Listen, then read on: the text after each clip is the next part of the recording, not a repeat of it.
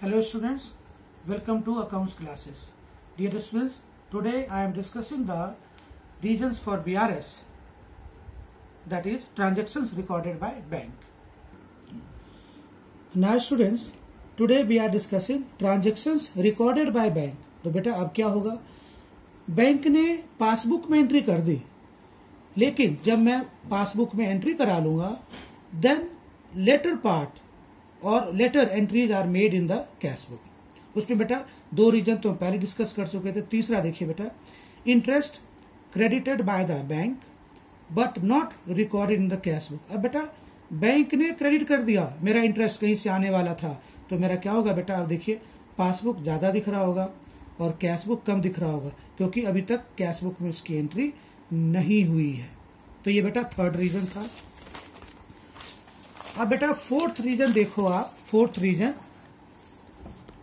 Bank charges, interest charge by bank but not recorded in the cash book. अब क्या होगा, bank की अपनी कोई चार्जेज होती है, जैसे एटीएम फीस होता है या इंटरेस्ट चार्ज करता है बैंक ओवरड्राफ्ट पे। तो अब क्या किया बेटा, बैंक ने पैसा निकाल लिया तो पासबुक से कम हो गई, कैश बुक बढ़ रही होगी। क्यों बढ़ रही होगी, because no knowledge of the cash book to the customer, sorry to the businessman. Fifth reason बेटा, direct payments by bank.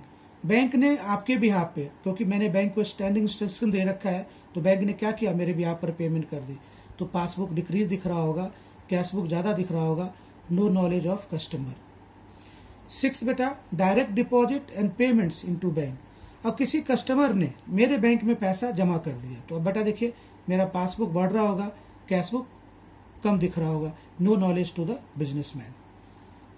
Seventh बेटा, डिसऑनर ऑफ ए चेक और बिल डिस्काउंटेड। अब डिसऑनर का मतलब ये हो गया कि चेक बाउंस हो गई। आपको याद होगा जैसे मैंने चेक इश्यू किया था तो C माइनस किया था, P प्लस किया था। अब बेटा डिसऑनर का मतलब हो गया P minus passbook minus cash book plus. और बेटा eighth entry, checks deposited but not recorded. तो चेक्स डिपॉजिटेड, तो जैसे मेरे पास चेक आएगा तो मैं क्या, बट नॉट रिकॉर्डेड, रिकॉर्डेड मतलब कैश बुक में नहीं की, तो चेक जमा तो हो गया बैंक में, तो passbook plus cash book minus.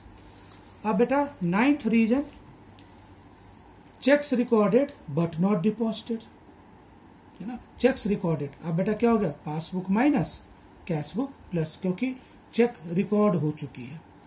Tenth बेटा, payment side of cash book was short. इसका मतलब ये हो गया बेटा कि credit side is less, that means passbook is minus cash book is plus. अब देखो बेटा, कैश बुक का पेमेंट साइड आपने कम दिखाया, पेमेंट कम दिखाया, इसका मतलब क्या होगा, कैश बुक ज्यादा होगा। तो ये बेटा आपको याद रखनी पड़ेगी, पेमेंट कम दिखाई तो कैश बुक ज्यादा दिख रहा होगा, यानी कैश बुक और पेमेंट के बीच इनवर्स रिलेशन है।